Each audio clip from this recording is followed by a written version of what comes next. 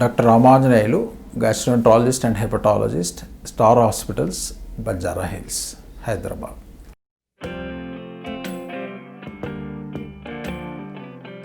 Hepatitis అనేది లివర్కి వచ్చే ఇన్ఫెక్షన్.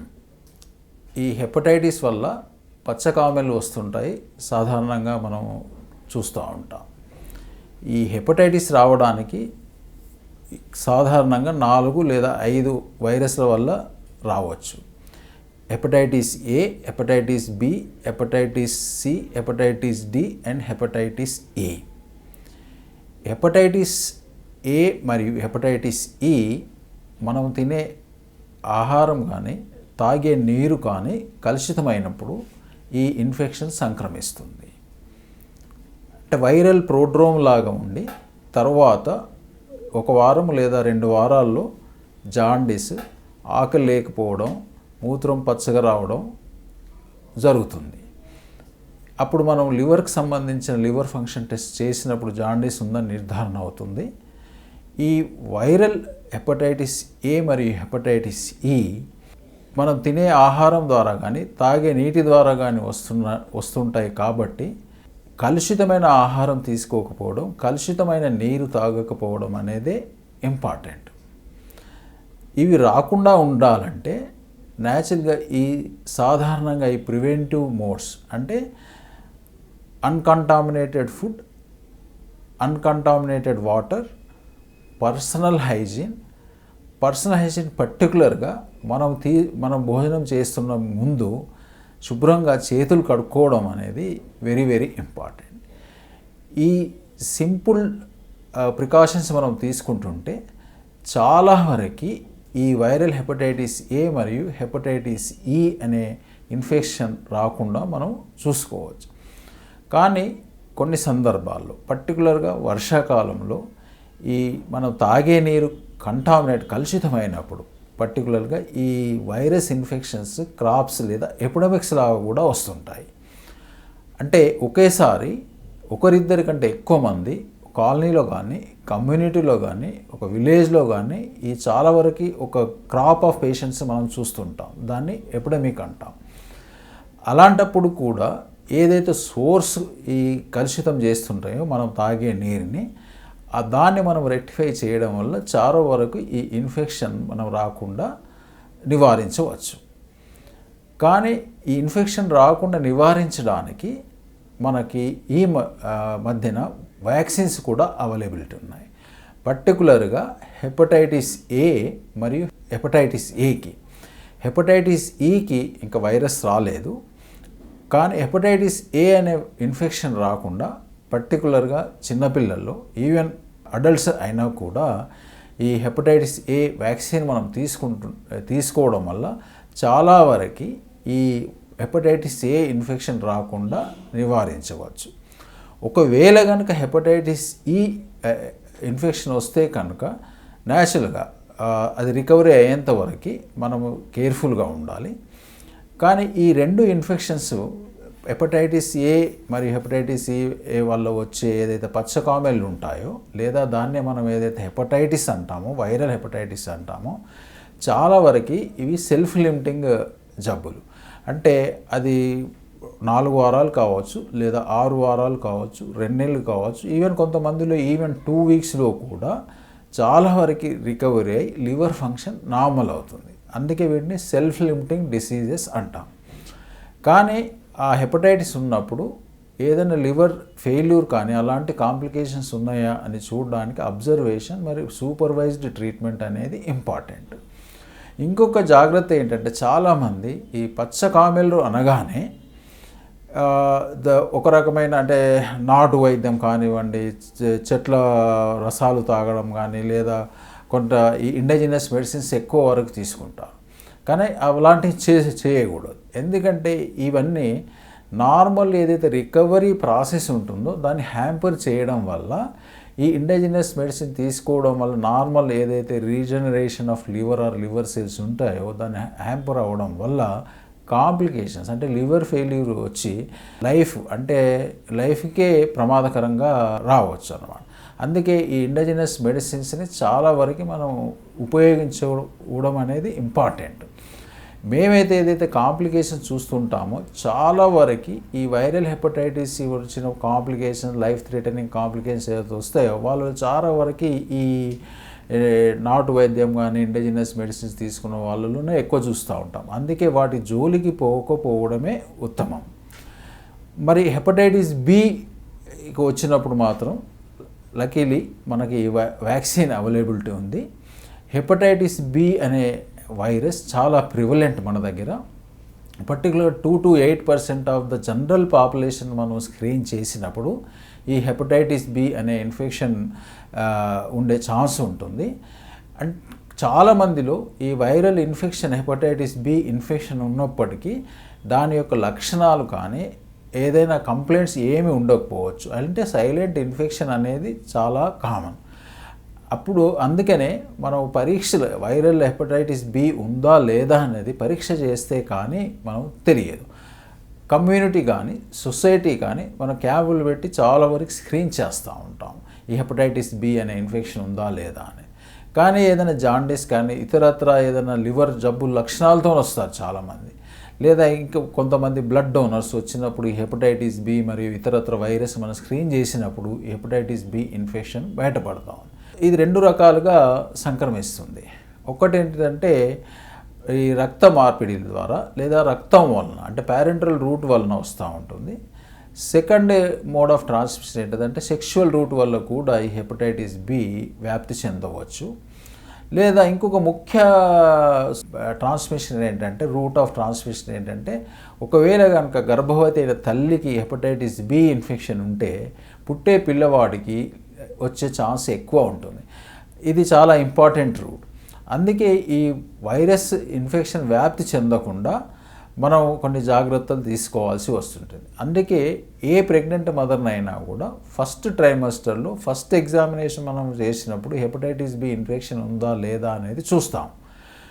ఒకవేళ కనుక హెపటైటిస్ బి అనే ఇన్ఫెక్షన్ ఉంటే తల్లికి ఇన్ఫెక్షన్ మనం ట్రీట్ చేయడం కానీ లేదా ప్రసవ సమయంలో పుట్టిన బిడ్డకి ఇన్ఫెక్షన్ రాకుండా ఒక రకమైన ఇంజెక్షన్లు పుట్టగానే వ్యాక్సిన్ ఇవ్వడం అనేది జరుగుతూ ఉంటుంది. ఈ చాలా వరకు ఒకవేళ సొసైటీకి సంబంధించినంత వరకు as far as hepatitis B is concern చాలా ప్రివలెంట్గా కామన్గా చూస్తూ ఉంటాం. అందుకే హెపటైటిస్ బి ఇన్ఫెక్షన్ ఉందా లేదా అనేది మనం చాలా వరకు చెక్ చేసుకోవడం అనేది ఇంపార్టెంట్. అందుకే చాలా వరకు ఏంటంటే ఈ మధ్యన జనరల్ హెల్త్ క్యాంప్స్ పెట్టడం కానీ mass health checkup general examination చేసినప్పుడు హెపటైటిస్ బి కొరకు మనం స్క్రీన్ చేస్తూ ఉంటాం చాలా వరకు. ఎందుకంటే అది సైలెంట్ ఇన్ఫెక్షన్ ఉంటే కనుక డెఫినెట్గా మనం దాన్ని గుర్తించి అవసరమైతే ట్రీట్మెంట్ ఇవ్వవచ్చు. అదేవిధంగా ఈ సొసైటీలో కామన్గా మనం హెపటైటిస్ బి ఇన్ఫెక్షన్ లేకపోతే కనుక హెపటైటిస్ బి వ్యాక్సిన్ తీసుకుంటే ఈ హెపటైటిస్ బి వచ్చే ఛాన్సెస్ చాలా వరకు తక్కువ అవుతాయి. అందుకే ఇవాళ అంటే ఈ యూనివర్సల్ ఇమ్యునైజేషన్ ప్రోగ్రాంలో చాలా వరకు పుట్టిన బిడ్డకి ఇమీడియట్గా మనం హెపటైటిస్ బి వ్యాక్సిన్ ఇస్తూ ఉంటాం along with BCG other vaccines అన్నమాట.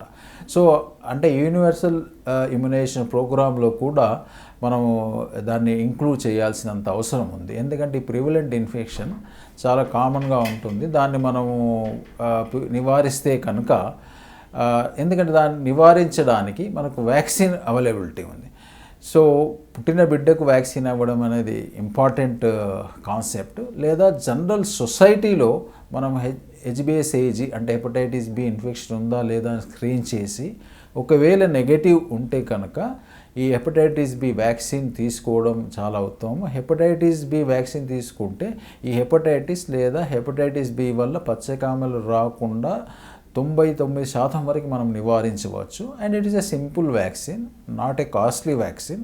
సింపుల్గా 3 డోసెస్ మనం తీసుకున్నాం అనుకోండి, 0, 1, 6 months ఆ ప్రాంతంలో 3 months అంటే not a very costly vaccine, just 100 rupees 100-150 రూపాయలకు వస్తూ ఉంటుంది. 3 డోసెస్ తీసుకుంటే చాలా వరకు ఈ హెపటైటిస్ బి ఇన్ఫెక్షన్ రాకుండా మనం నివారించుకోవచ్చు. ఒకవేళ కనుక సొసైటీలో తీసుకుంటే న్యాచురల్గా దాని prevalence of hepatitis B infection తగ్గుతుంటుంది. అలా సొసైటీ మొత్తంలో చాలా వరకు హెపటైటిస్ బి ఇన్ఫెక్షన్ని రాకుండా లేదా దాని ప్రివలెన్స్ ఏదైతే సాంద్రత ఉంటుందో దాన్ని తగ్గించడానికి ఉపయోగపడుతుంది.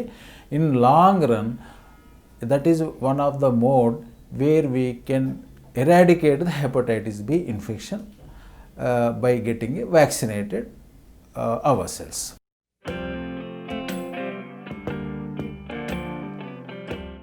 పచ్చకామెర్లు లేదా జాండీస్ పర్టికులర్గా ఈ వైరల్ హెపటైటిస్ వల్ల వచ్చినప్పుడు చాలా వరకు కొన్ని అంటే ఈ జాండీస్ సంబంధించినంత వరకు మిస్ చాలా ఉన్నాయి, అంటే అపోహలు ఈ చాలా వరకు మేము ప్రాక్టీస్ చూస్తూ ఉంటాం.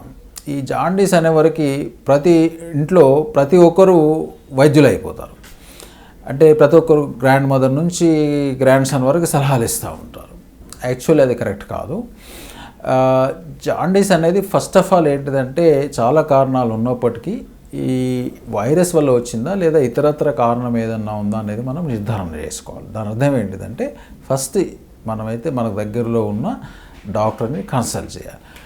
బట్ కారణం ఏది అయినప్పటికీ, వైరల్ హెపటైటిస్ అయినప్పటికీ లేదా ఇతరత్ర ఏ కారణం వల్ల జాండీస్ వచ్చినప్పటికీ, పర్టికులర్గా ఈ వైరల్ హెపటైటిస్ వల్ల వచ్చినప్పటికీ అంటే ఇది తినకూడదు అది తినాలి అట్లాంటిది ఏమీ లేదు. Normal diet actually one can take. కానీ చాలామందిలో ఏంటంటే early phase of this viral హెపటైటిస్లో ఆకలి లేకపోవడం, వికారం ఉండకపోవడం, కొంతమందిలో ఏంటంటే తినబుద్ధి కాదు, అసలు ఫుడ్ అంటే ఒక రకమైన విరక్తి కలుగుతూ ఉంటుంది అన్నమాట. అలాంటి సిమ్టమ్స్ ఉన్నప్పుడు న్యాచురల్గా మనం తినే ఆహారాన్ని మాడిఫై. ఫర్ ఎగ్జాంపుల్ ఎక్కువ వామిటింగ్స్ ఉన్నప్పుడు నోటి ద్వారా మనం తీసుకోలేము. సో అందుకే లిక్విడ్ డైట్ కానివ్వండి, లిటిల్ సాఫ్ట్ డైట్ కానీ తీసుకోవాలి. కానీ భోజనం చేయకూడదు, ఈ ఆయిల్ తినకూడదు, లేదా ఈ పసుపున్నవి తినకూడదు, లేదా అట్లాంటి మిస్కన్సెప్షన్స్ చాలామందిలో ఉంటాయి. అట్లా స్పెసిఫిక్ ప్రికాషన్స్ అంటే పర్టికులర్ తినాలి తినకూడదు అని ఏం లేదు. చాలా వరకు నార్మల్ డైట్ తీసుకోవచ్చు. ఎక్సెప్ట్ వాంతులు ఉన్నప్పుడు మాత్రమే కొంతవరకు ఎట్లయినా టాలరేట్ చేయరు కాబట్టి మనం ఐవీ ఫ్లూయిడ్స్ ఇవ్వడం కానీ లేదా లిక్విడ్ లేదా సాఫ్ట్ డైట్ మీద మేనేజ్ చేయడం జరుగుతూ ఉంటుంది. ఇంకొకటి ఏంటంటే ఈ జాండీస్ అని చెప్పినప్పుడు చాలా వరకు చెట్ల మందులు నాటు వైద్యం కోసం పోతూ ఉంటారు. దానివల్ల ఏ విధమైన బెనిఫిట్ లేదు. కానీ ఇవన్నీ చేయడం వల్ల ఏంటంటే మనం డాక్టర్ని కన్సల్ట్ చేయకపోతే ఆ రోగ నిర్ధారణ అనేది లేట్ అవుతూ ఉంటుంది, అసలు నిర్ధారణ జరగకపోవచ్చు. అట్లా ఏమవుతుందంటే ముదిరిపోయే అవకాశం ఎక్కువ ఉంటుంది.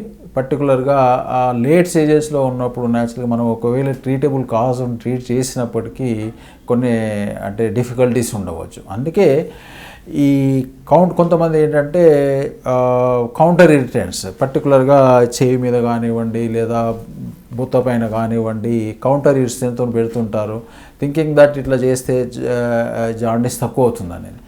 కానీ ఇన్ఫెక్షన్ వల్ల వచ్చిన జాండీస్ ఇలా చేయడం వల్ల ఎలా తక్కువ అవుతుంది?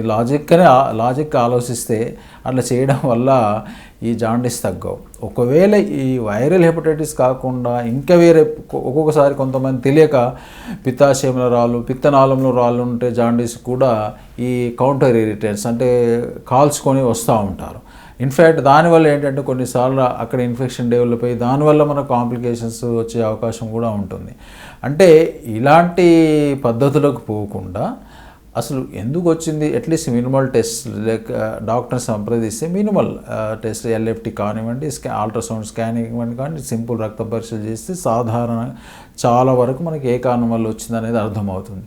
అందుకే taking a proper advice important. Doctor చెప్పిన కొన్ని సూచనలు పాటించండి.